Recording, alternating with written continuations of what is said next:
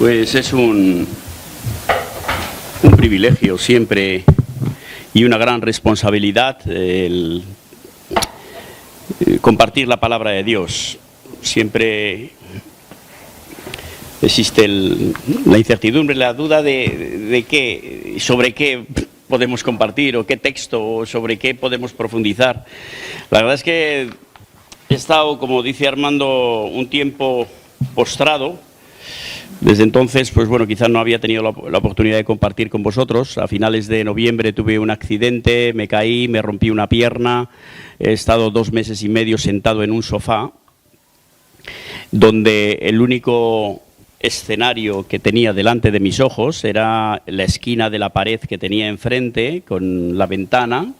Me recordaba la película aquella de La ventana indiscreta, de James Stewart, que yo estaba un día y lo intenté con una cámara con teleobjetivo a ver si pillaba algún asesinato o algo así desde la ventana, pero no tuve la oportunidad, porque sería entretenido, ¿no?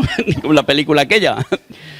Pero bueno, mi escenario era muy sencillo, 4 paredes y una ventana. Veía que se hacía de día, se hacía de noche, se volvía a hacer de día, se hacía de noche, y así durante 2 meses y casi medio. Me ha dado tiempo a leer muchas cosas, he leído varios libros, he profundizado mucho en la palabra de Dios, he pensado en muchos temas y el Señor ha ido poniendo, y las circunstancias en mi mente, cosas que me inquietaban. Al principio tenía muchos dolores y entonces pues empecé a profundizar en el problema del dolor, a ver qué decía la Biblia sobre el problema del dolor. Me leí el libro de C.S. Lewis sobre el problema del dolor, a ver si encontraba explicación al sufrimiento que tenía yo con mi fractura.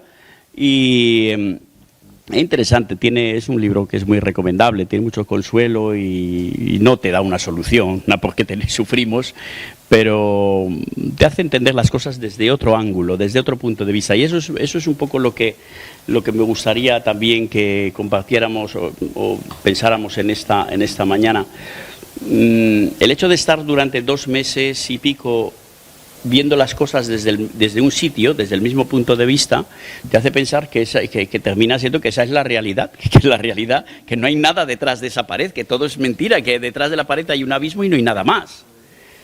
Y yo creo que eso nos pasa muchas veces con relación a muchísimas cosas. Nos acostumbramos, nos acomodamos a ver la realidad desde un punto de vista. Y sí, a veces tenemos una visión muy panorámica, pero desde el punto de vista podemos dar la vuelta entera y a veces darnos cuenta de cosas que están detrás, pero sigue siendo nuestro mismo punto de vista, que simplemente gira. Esto es una cosa parecida a lo que pasa cuando te enfrentas a una escultura. Estamos acostumbrados a ver las esculturas reproducidas en libros desde un punto de vista siempre el mismo. Cuando vemos la Piedad de Miguel Ángel, siempre la vemos con la foto que aparece en los libros o en Internet. Pero cuando te acercas delante de la escultura y te puedes permitir verla desde un lado o verla desde otro lado, descubres una imagen completamente nueva. Es la misma escultura, pero tiene expresiones y matices muy diferentes.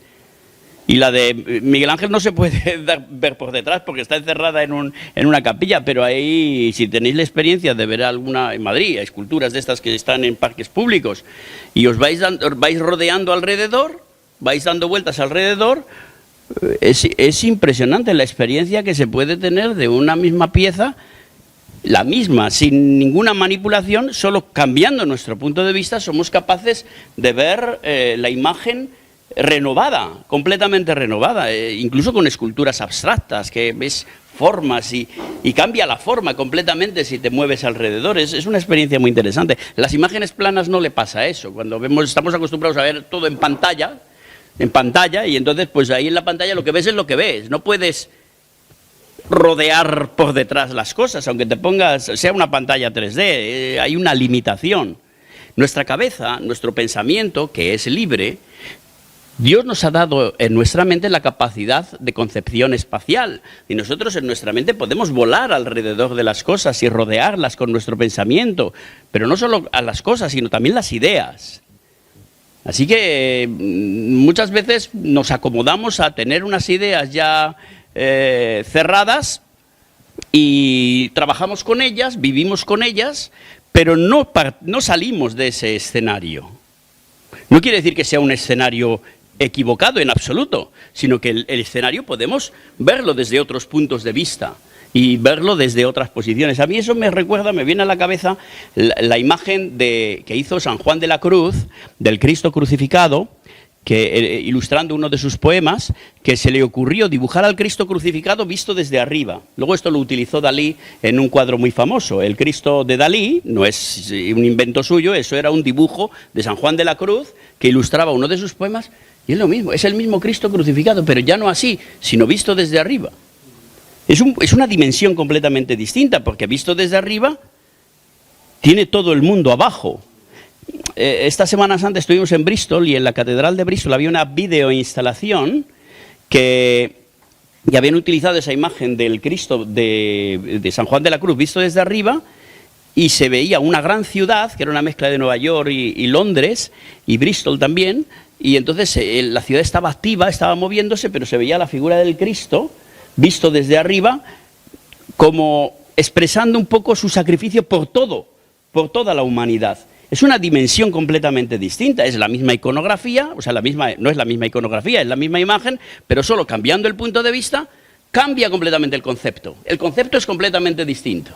Algunos lo han hecho, por ejemplo, un pintor que se llama William Blake, en Inglaterra, a finales del siglo XVIII, hizo otra imagen de la crucifixión, pero desde el punto de vista de los que estaban sorteando las vestiduras.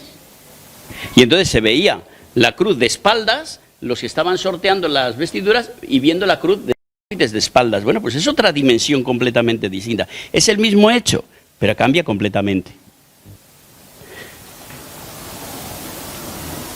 Hay una serie de... La Biblia y la palabra de Dios tiene un montón de dimensiones. La podemos ver desde muchos puntos de vista. Es la misma palabra.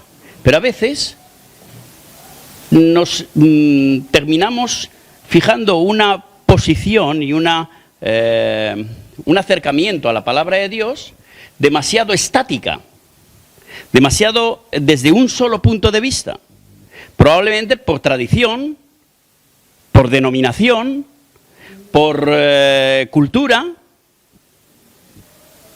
y podemos descubrir otras dimensiones desde otros ángulos que en ningún caso contradicen el otro ángulo, pero aportan nuevas perspectivas. Y eso es lo que me gustaría compartir con algo que ya ha ido apuntando Pau al final del tiempo de alabanza, y es esa valoración que hace la palabra de Dios de nosotros, los creyentes, como seres escogidos por Dios. Muchas veces creo que no llegamos a entender, yo el primero, y este tiempo de reposo me ha servido para tomar más conciencia aún de esta dimensión. Creo que muchas veces no somos conscientes del significado o de la trascendencia que implica el hecho de que somos escogidos por Dios. Que Él nos ha escogido a nosotros. No nosotros le hemos escogido a Él. Le hemos escogido a Él cuando nos hemos encontrado con Él y hemos optado por seguirle, evidentemente. Pero que previamente Él nos ha escogido, nos ha elegido. Es un tema delicado que en las últimas décadas o en los últimos años, o más que décadas, se ha ido relajando y se ha ido escabullendo pues por la influencia también de conceptos filosóficos como por ejemplo la posmodernidad, las equivalencias, eso de hablar de predestinación y todas esas cosas. Es mejor no tocarlo mucho porque parece que es un tema muy delicado, cuando ha sido uno de los grandes pilares del protestantismo desde el siglo XVI. Pues el concepto de la elección, de que Dios nos elige a nosotros. Pues me voy a meter en ese jardín. Esto es simplemente verlo desde otro ángulo, como cuando ves el Cristo crucificado desde arriba, que sigue siendo lo mismo, o ves la escultura de la piedad de perfil, en vez de frente, como se ve habitualmente. Todos los creyentes deberíamos ser conscientes de que somos personas escogidas por Dios. Me gustaría leer un texto que nos prepare un poco para esta reflexión. Y el texto es en Romanos 8:28. Y vamos a leer del 28 al 39. Lo puedo leer yo. Y sabemos que a los que aman a Dios todas las cosas les ayudan a bien. Esto es, a los que conforme a su propósito son llamados.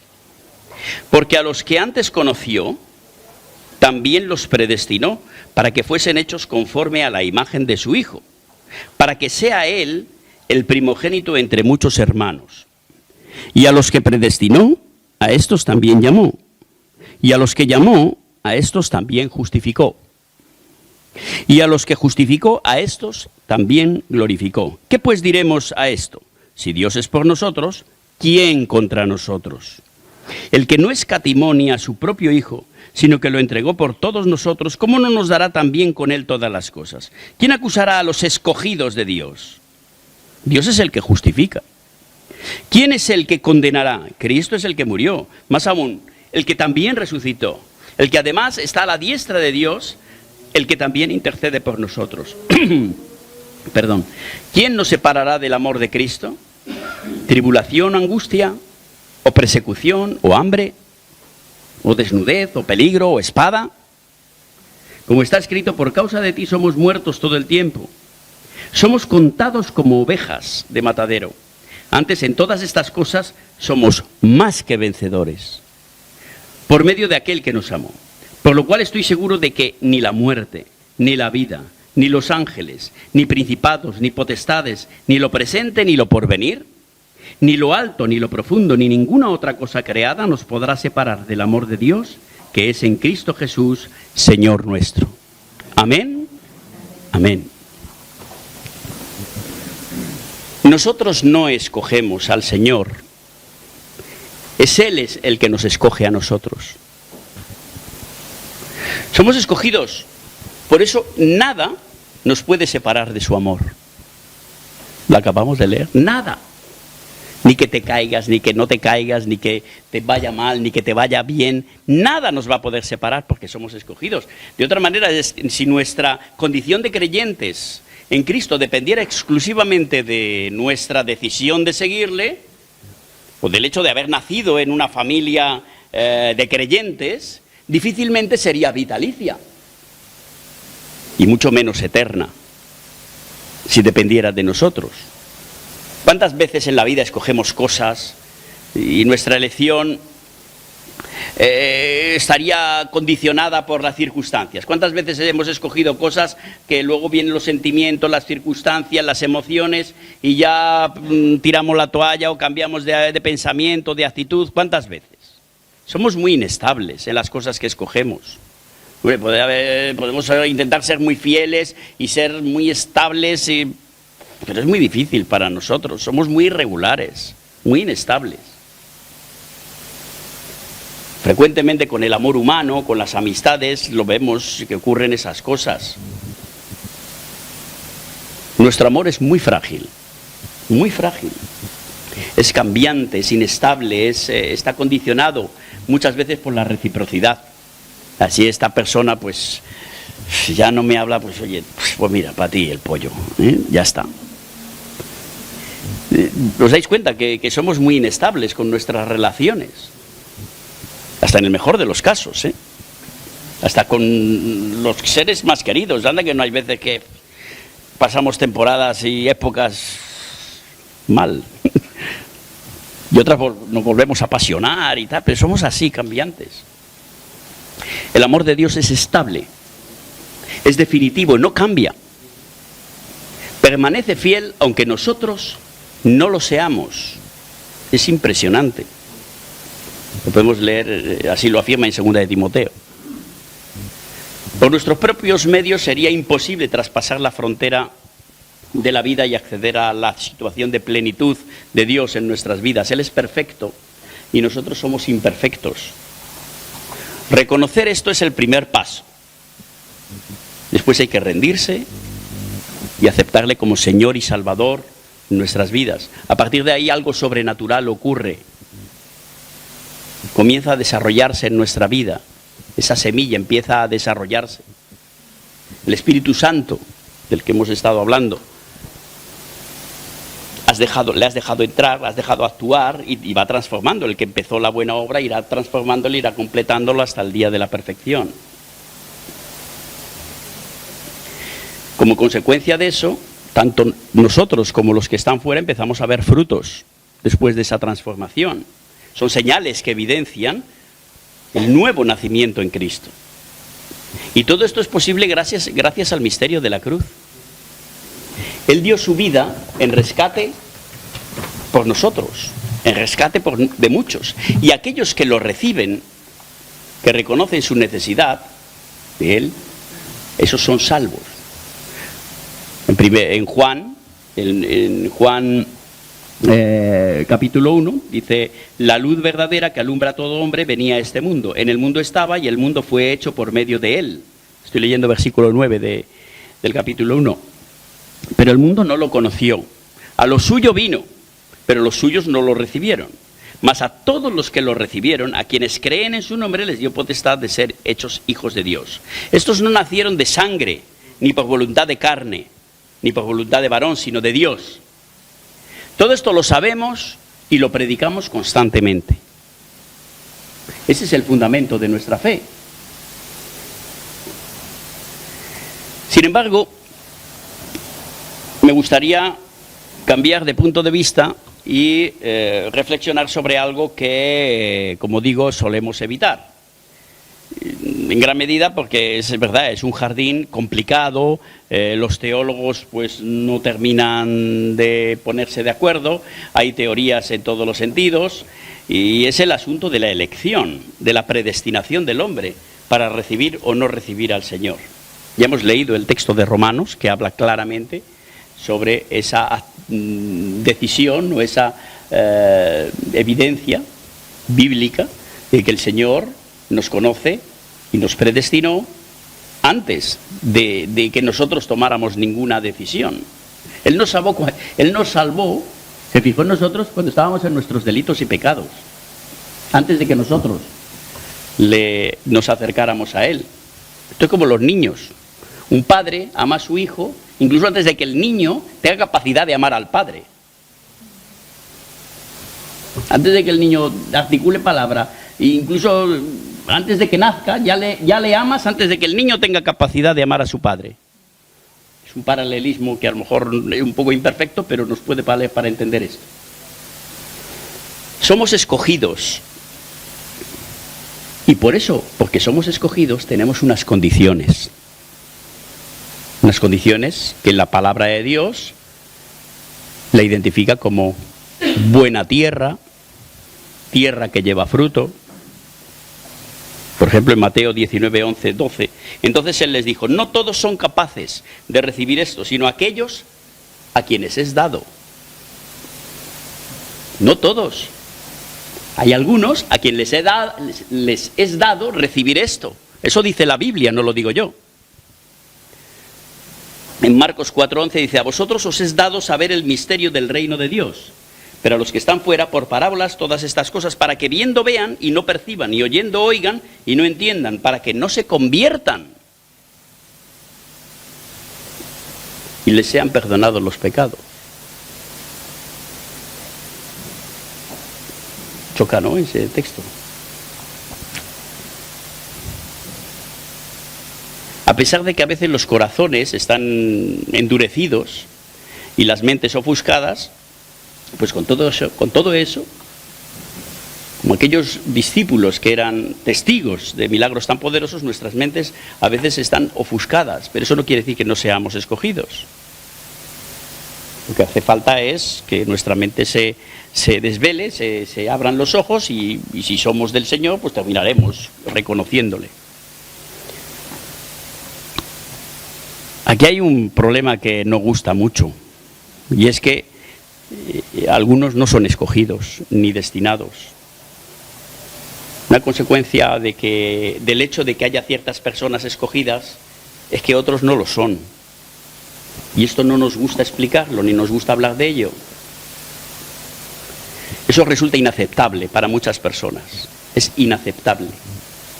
Incluso para creyentes escogidos, pero quizá demasiado próximos a la filosofía de las equivalencias, donde todo es equivalente. Pero eso es una filosofía, no es la palabra de Dios. Esto es muy sencillo, unos son y otros no son, unos tienen y otros no tienen. Y va a dar igual que te guste o no te guste, y que estemos de acuerdo o no estemos de acuerdo. Es así por la misteriosa voluntad de Dios. Yo no lo entiendo. O sea, yo que estoy compartiendo esto con vosotros, pero yo no lo entiendo. Pero es lo que entiendo que me dice la palabra de Dios. Desde este punto de vista, analizándola desde este punto de vista, es decir, desde otra perspectiva. Por alguna misteriosa razón, o sin razón ninguna, el Señor predestina. Es decir, predestinar es elegir y destinar. Predestina a algunos para ser adoptados y para ser buena tierra, y a otros no. Hay trigo y hay cizaña, hay bienaventurados y hay quien no lo son, hay ovejas suyas y ovejas ajenas, hay vasos para honra y vasos para deshonra, como podemos leer en Romanos 9, del 21 al 23. Hay vasos para honra, vasos para deshonra. Hay otros a los que el Señor no permite que sus mentes se clarifiquen, como hemos leído antes, para que no se conviertan. Qué raro. Supongo que el Señor querrá que se convierta a todo el mundo. Es un misterio. Esos no son escogidos, aunque a veces vivan como si lo fueran. Recordad lo que dice Mateo 7, 21, no todo el que me dice Señor, Señor. Debemos reconocer la evidencia que el Señor nos expresa en su palabra. Unos serán salvos y otros no. Y los salvos son gente escogida y destinada. A mí también me gustaría que algunos de mis seres queridos fueran de esos escogidos. Y algunos creo que lo son, y otros no lo creo, pero tampoco estoy seguro. Y otros, pues, no tengo ni idea. Es decir, no lo sé. Vamos a ver. Esta semana nos han intentado robar el coche. Nos han roto una ventana y, bueno, pues tenía las guanteras abiertas y no sé si faltaba algo. Luego ayer nos dimos cuenta que me habían robado una cartera que tenía llena de papeles de dibujo. Y un tablero, sí, se lo han llevado, la cartera, nada. Y un sombrero que me compré en Australia que me encantaba y se lo han llevado. Pero lo que me he dado cuenta esta mañana cuando estábamos aparcando aquí es que salió Josefina, digo, voy a coger mi Biblia, que la tengo siempre en la guantera del coche, y no estaba. Se llevaron mi Biblia. Me han robado la Biblia esta semana. Amén, ¿no? Gloria a Dios. Quiere decir que probablemente el mangante que me ha robado el coche, a lo mejor era un escogido de Dios. Probablemente, no lo sabemos. Y el Señor le ha puesto delante de mi coche, ha intentado robar. ¿Y por qué se ha llevado la Biblia y no se había llevado otras cosas que me parecía que podrían ser más golosas para un delincuente? Pues a lo mejor le ha atraído la palabra de Dios. A lo mejor le ha conducido a eso. Así que estoy muy contento porque probablemente ese señor o esos chicos o quien haya sido, pues estará acercándose a su palabra. Puede ser. Igual la tira una papelera. Pero anda, que montar todo eso para llevarse una Biblia. En el siglo XIX se descubrió algo que revolucionó en el mundo de las artes gráficas. Fue el origen de las modernas formas de impresión. Hasta que llegó la revolución digital, las técnicas de impresión, y eso lo sabéis vosotros, impresores importantes y con oficio y con experiencia, y es lo que llaman la litografía. Esto lo descubrió un alemán, tal Alois Senefelder, en Alemania, y descubrió que ciertas piedras calizas tenían la capacidad de retener cualquier huella de grasa que se depositara en su superficie. Muy curioso. No todas las piedras, sino ciertas piedras calizas de cierta zona de Alemania. Cuando dejaban una huella de grasa, ya las podías lavar, limpiar, que esa huella se quedaba ahí siempre. Esa capacidad luego se ha ido investigando y se llama adsorción, con D, no con B, adsorción. Y sigue siendo un misterio, porque no se sabe si es un fenómeno químico o es un fenómeno físico. No se sabe. El caso es que es extrañísimo, porque tú pones tu huella dactilar en esa piedra, y resulta que la mojas y donde estaba la huella no se moja. Es decir, queda engrasado, que es el principio de la litografía. Luego esa piedra mojada se entinta y la tinta solo se queda donde estaba la grasa. Bueno, pues eso se descubrió en el siglo XIX y dio origen a todas las técnicas de impresión litográfica. Luego se probó con otros materiales y se descubrió que el zinc y el aluminio también les pasa lo mismo. Pero se probó con el cobre, con el hierro, y no les pasa eso. Y eso se llama adsorción. Y es una cosa que sigue siendo un poco misteriosa. ¿Por qué ocurre eso? No se sabe. El caso es que ocurre. Se piensa que es que la grasa actúa en las moléculas de la composición del material del objeto y se hace algún fenómeno que no se sabe bien si es físico o químico y produce esa capacidad. La piedra caliza tiene esa capacidad. Puedo empeñarme y pasarme la vida intentando trabajar con esa técnica en otros materiales. No funcionará. Lo puedo intentar hacer en un baldosín. Lo puedo intentar hacer en otra piedra. Que no funciona porque no tiene esa capacidad de adsorción. Sería perder el tiempo. Ocurre lo mismo con muchas otras materias. Tienen cualidades que no se ven por fuera. De hecho, una piedra litográfica, cuando está limpia, tú no ves nada. No se ve absolutamente nada. La ves sin dibujo, sin nada. Porque el dibujo está latente ahí en forma de algo grasiento. Solamente cuando lo mojas y lo entintas es cuando sale el dibujo. Pero tú a simple vista no ves nada. Son cualidades que no se ven. Son sorprendentes. Hay semillas que a la vista no se diferencian de un trozo de astilla o de una piedrecita. Y semillas, la mostaza parece una piedrecita o un perdigón. No se diferencia. Pero una lleva vida, lleva una planta, y otra puede plantarla y echar agua. Y de esta astilla voy a sacar un árbol. Es inútil. Lo de esta piedrecita voy a plantarla y me va a salir un árbol. Aparentemente es lo mismo, es exactamente igual, pero no tiene la vida ahí. Creo que en ese orden de cosas, y salvando siempre las distancias, es en el que se mueven los escogidos de Dios. Unos tienen y otros no tienen. Unos se deleitan en las cosas del Señor y otros pues no se deleitan. Dice Efesios 1, versículo 3, bendito sea el Dios y Padre de nuestro Señor Jesucristo, que nos bendijo con toda bendición espiritual en los lugares celestiales en Cristo, según nos escogió en Él antes de la fundación del mundo.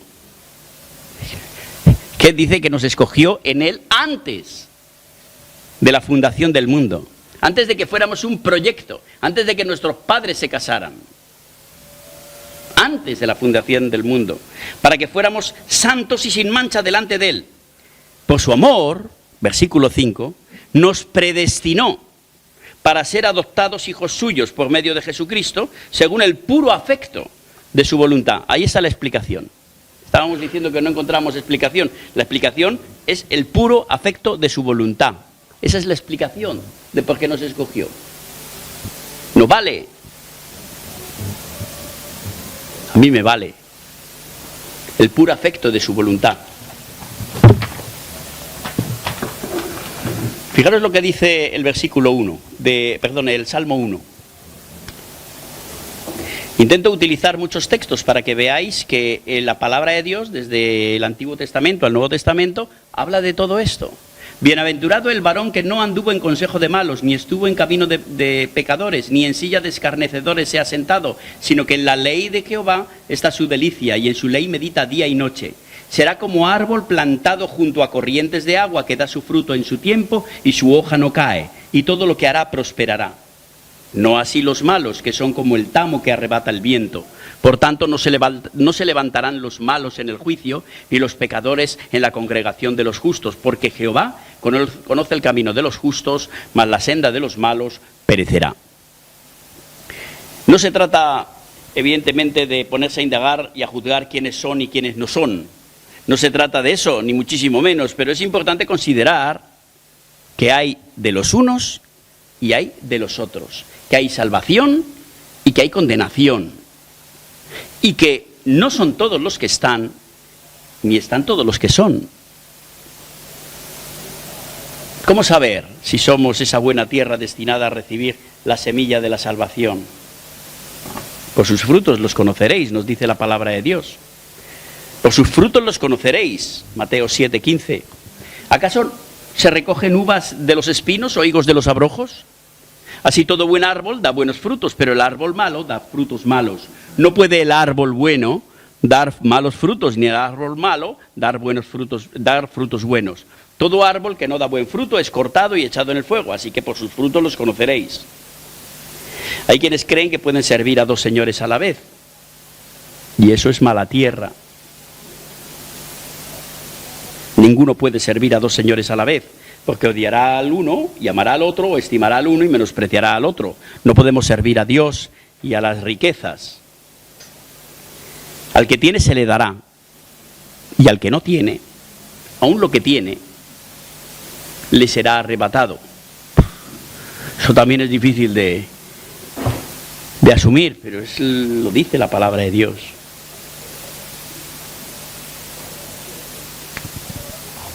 Mateo 4:25. Prestad atención a lo que oís, porque con la medida con que medís os será medido, y aún se os añadirá a vosotros los que oís. Porque al que tiene se le dará, pero al que no tiene, aún lo que tiene se le quitará.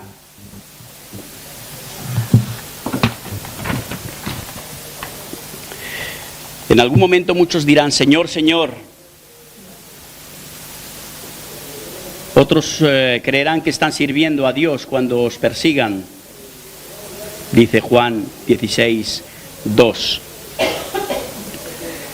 Os expulsarán de las sinagogas, y aún viene la hora cuando cualquiera que os mate pensará que rinde servicio a Dios. Y esto harán porque no conocen al Padre, porque no son de los escogidos.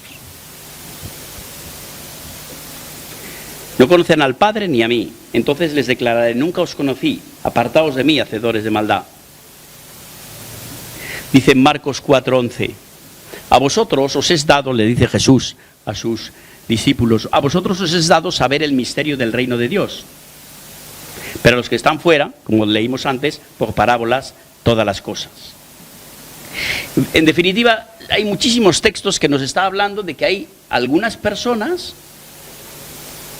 que por alguna razón el Señor los ha escogido y son los elegidos, que si luego abren su corazón serán salvos, y otros no.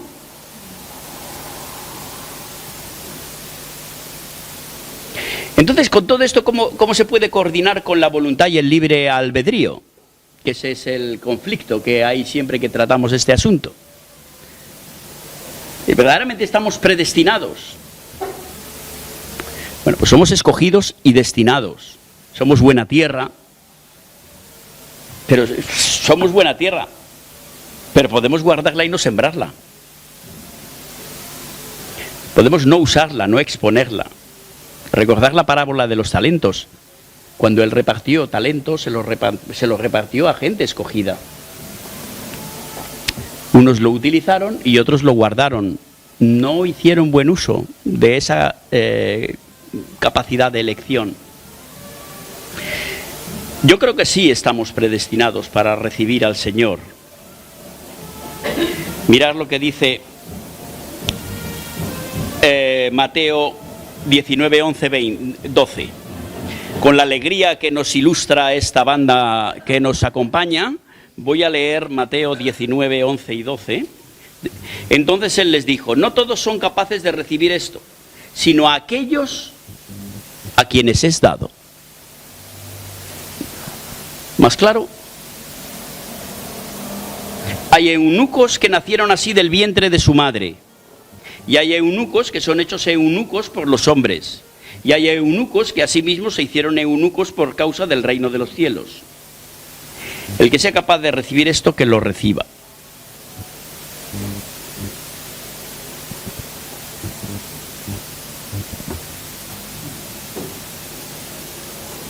Si no le recibimos, es nuestra responsabilidad.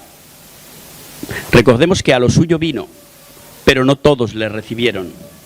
La absorción en las piedras calizas es una capacidad, es una cualidad que tienen, como digo, algunos materiales, que es lo que permite que se pueda hacer litografías.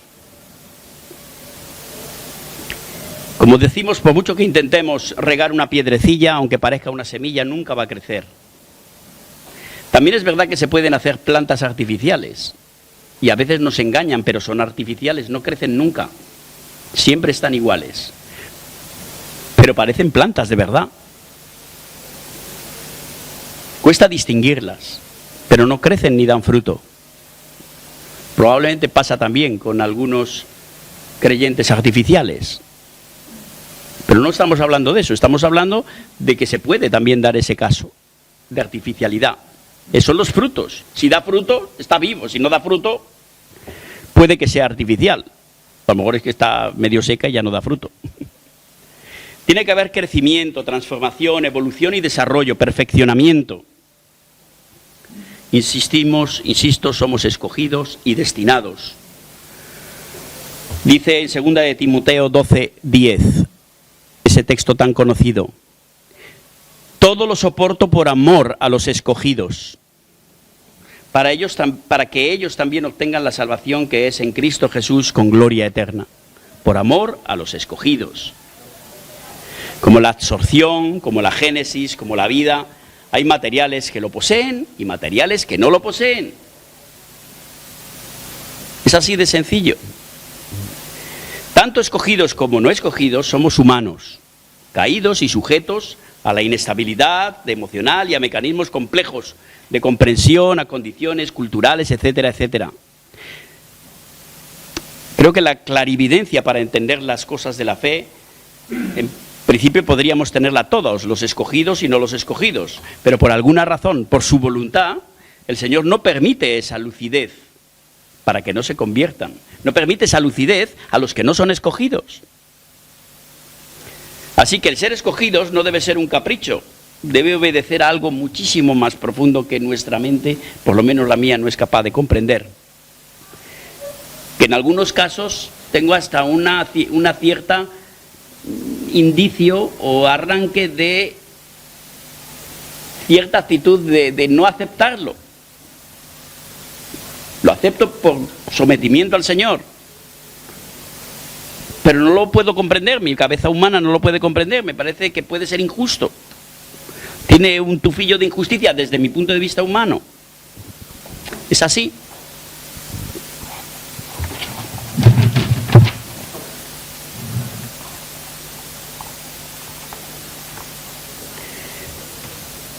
Dice Mateo 20, 16 y 22, 14, así los primeros serán los últimos y los últimos primeros, porque muchos son los llamados, pero pocos los escogidos. También en Mateo 24 se refiere el Señor a los salvos como escogidos en varias ocasiones. Y si el Señor no hubiera acortado aquellos días, nadie sería salvo por causa de los escogidos que Él eligió, acortó aquellos días. Está hablando de los últimos tiempos, de los escogidos. Mirad que dice en 1 Corintios 1:26. Considerad pues, hermanos, vuestra vocación y ved que no hay muchos sabios según la carne, ni muchos poderosos, ni muchos nobles, sino que lo necio del mundo escogió Dios para avergonzar a los sabios. Y lo débil del mundo escogió Dios para avergonzar a lo fuerte. Y lo vil del mundo y lo menospreciado escogió Dios. Y lo que no es para deshacer lo que es, a fin de que nadie se jacte en su presencia. Pero por Él estáis vosotros en Cristo Jesús, el cual nos ha sido hecho por Dios sabiduría, justificación, santificación y redención, para que, como está escrito, el que se gloría, gloríese en el Señor. Luego entonces, aunque no sea muy cómoda ni muy posmoderna esta situación, concluimos que si el Señor escoge a algunos, La consecuencia es que otros no son escogidos. Insisto en ello. El significado de estas palabras, de las palabras, arroja mucha luz también. Escoger, según nos dice el diccionario, es tomar o elegir una o más cosas o personas entre otras. Y elegir quiere decir escoger, preferir a alguien o algo para un fin. Eso en realidad es lo que quiere decir elegir. Cuando hay una elección, se elige para algo. No simplemente se elige de una forma gratuita. A lo mejor ahí está la clave de por qué hay algunos escogidos, para algún fin. La fe viene por el oír. Vamos a ver. Si somos escogidos, entonces, ¿qué sentido tiene predicar? Pues sin duda muchísimo. Muchísimo, primero porque el Señor lo prescribe. Ir y predicar el Evangelio. Lo cual, aunque no lo entendamos, es razón suficiente. El Señor lo prescribe. Tenemos que predicar la palabra. La obediencia es una señal de nuestro reconocimiento de su soberanía. Pero también porque la fe viene por el oír. Lo podemos ver en Romanos 10, 16. La fe es por el oír, y el oír por la palabra de Dios. Porque esos que son escogidos, esos que son buena tierra, esos que tienen fruto, es preciso regarles, llevarles la palabra. Es preciso que oigan la voz, para que al reconocerla, se identifiquen con ella y la sigan. Pero no sabemos quiénes son. Así que no debemos dejar de predicar con nuestra palabra, con nuestro evangelio, con nuestra propia vida, con nuestra forma de comportarnos, predicar. Cuando esa predicación llegue a oídos de alguno de esos que son escogidos, pues la recibirá y se acercará. Y a lo mejor al principio no la recibe y la rechaza. Pero a lo mejor es que en ese momento no hemos explicado las cosas correctamente, o hemos pensado en una estrategia que pensábamos que era muy buena y ha sido más bien contraproducente, pero no pasa nada, porque si es del Señor, la terminará recibiendo de una manera o de otra.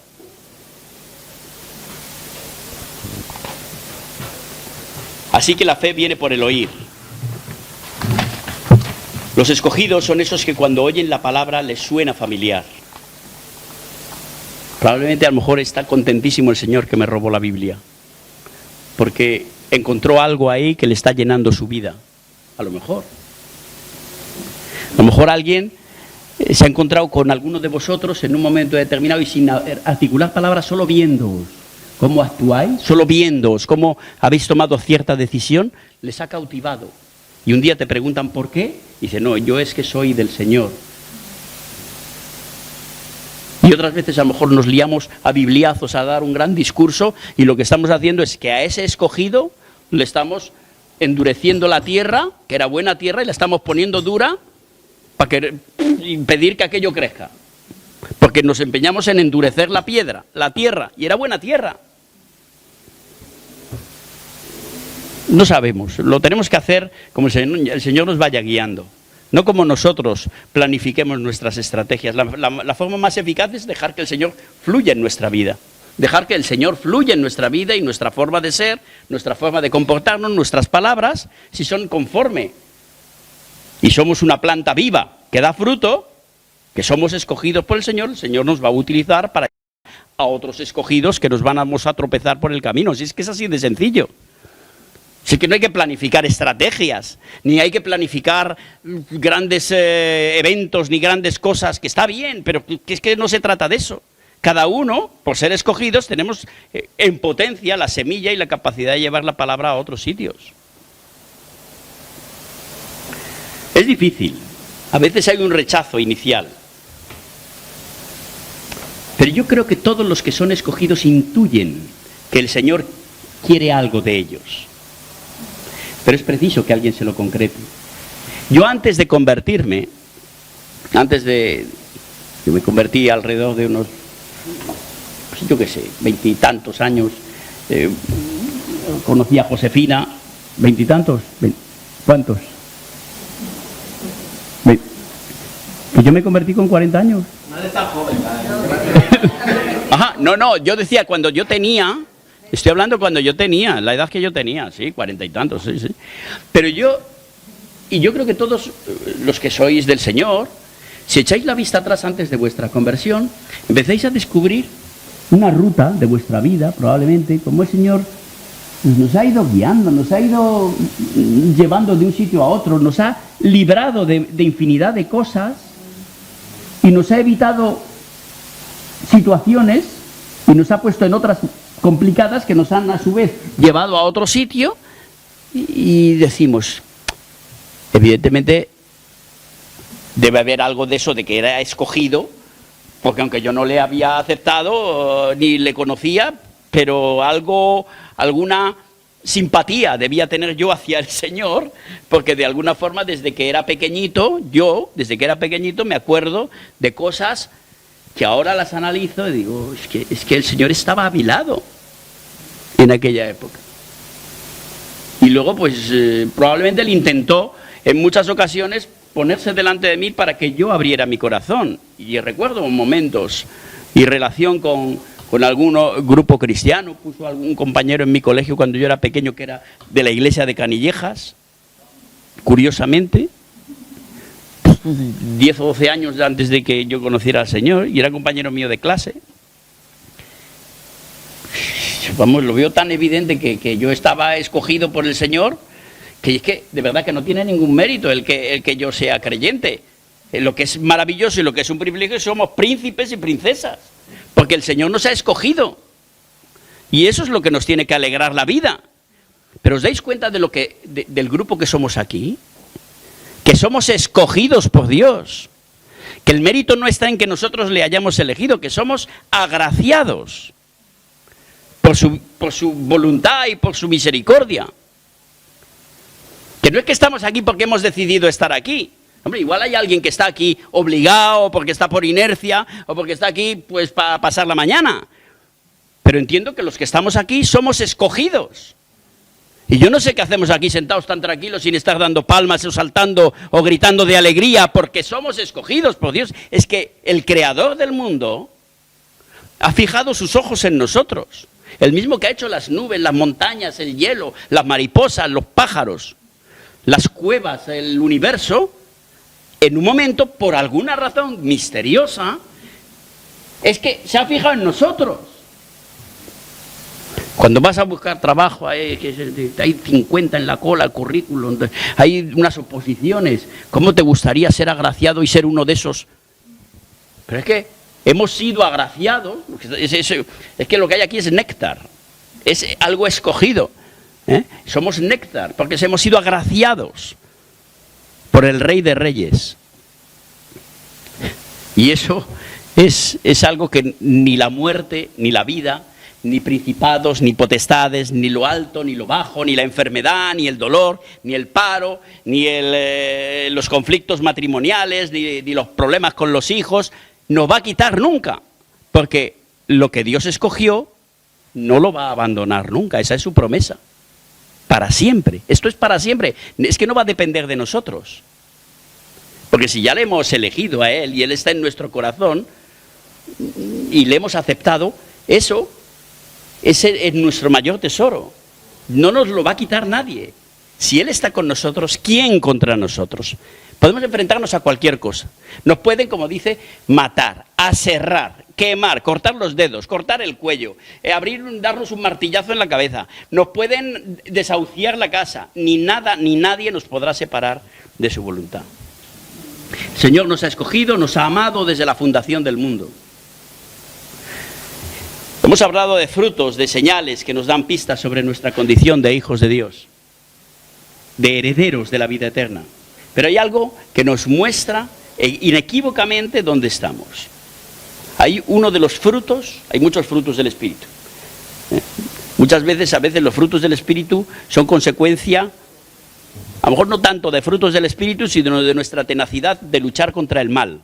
Cuidado, a veces con nuestra tenacidad intentamos corregir problemas de nuestra capacidad de conciencia que somos, y a lo mejor no es tanto la actitud del Espíritu Santo, sino nuestra tenacidad por luchar, por cambiar cosas de la vida. Somos capaces de hacer cosas. Hay gente que no es creyente y es capaz de cambiar actitudes, y eso evidentemente no es el Espíritu, es su tenacidad. Pero hay una cosa que es imposible que sea sin la presencia del Espíritu Santo. Y es la confianza en Dios. La confianza. Confiar. Cuando estás en una situación verdaderamente complicada, ahí es donde nos probamos. Si en esos momentos nuestra actitud es rendirnos y confiar en el Señor, pero no rendirse quiere decir abandonarse y dejar a un lado todas las cosas y hacer el vago. No. La confianza implica mucho esfuerzo. Es una forma de tenacidad. La confianza. Confiamos en Él. Si confiamos en Él, sin ninguna duda es porque estamos convencidos de que Él es quien nos ha elegido y no nosotros. Si estamos convencidos de que Él nos ha elegido, entonces nuestra confianza no tiene duda, no tiene negociación. Confiamos en Él porque Él es el jefe, el que nos ha elegido, el que nos ha escogido. Mis elecciones, mis decisiones son, como decíamos al principio, inestables, son frágiles. Hoy estoy arriba y mañana estoy abajo. Estamos sujetos a circunstancias, a desarrollos, a lo que nos cuentan, a lo que leemos, a lo que no leemos. Así que yo no puedo confiar ciegamente, puedo confiar, o sea, cada uno tiene que tener confianza en sí mismo, eso es una capacidad que es importante, que el ser humano sea así, ¿no? Pero no podemos confiar ciegamente en ellas, sería una necedad apoyarme en algo tan inestable como yo mismo, sobre todo en circunstancias de mucho compromiso y muy difíciles. Confiar en Dios es diferente, porque es que Dios no cambia, Él es poderoso, es infalible, todo lo sabe, todo lo conoce. Confío en Él porque estoy completamente seguro de que Él me ha escogido a mí y eso me asegura la victoria. Me encantaría que todos esta mañana tomáramos conciencia de este otro punto de vista, cuando podemos ver el Cristo desde arriba o podemos ver el Cristo desde la parte de atrás. Y no solamente lo veamos siempre como las láminas que nos presentan el Cristo crucificado de frente, que es, digamos, la iconografía oficial, religiosa, de la imagen del Cristo. La palabra de Dios pasa lo mismo. Podemos verla de una forma estereotipada, de una forma profunda, pero siempre desde el mismo punto de vista, o podemos ver estos otros rincones que están en la palabra de Dios. No lo eludamos, Dios nos escoge, no nosotros a Él. Me gustaría terminar con el Salmo 125, un par de versículos, y con esto os lo dejo. Los que confían en el Señor son como el monte de Sión, que no se mueve, sino que permanece para siempre. Como Jerusalén tiene montes alrededor de ella, así el Señor está alrededor de su pueblo desde ahora y para siempre. Amén. ¿Podemos orar? Un momento. Sí, Padre, te damos muchas gracias por tu palabra, por la multitud de dimensiones que tiene, Señor, y porque queremos pedirte también que transformes nuestra mente, que renueves nuestros pensamientos, para darnos nuevas visiones, nuevas dimensiones de tu palabra, Señor. Que sepamos entender lo que quieres decirnos.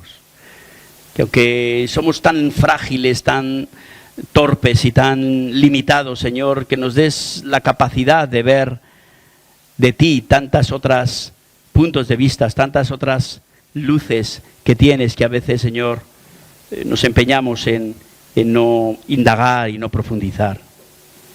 Te quiero dar muchas gracias por esta congregación, por mis hermanos, porque me siento muy privilegiado de estar entre elegidos tuyos.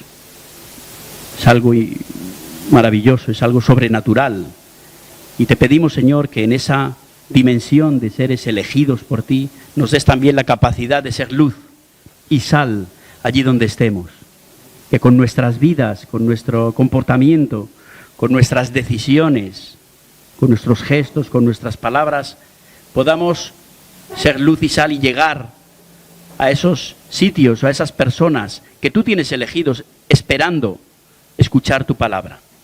Ayúdanos, Señor, a hacerlo así, a tomar conciencia de esta dimensión y tomar conciencia de esta característica de nuestras vidas, que no es otra que sentirnos elegidos por ti.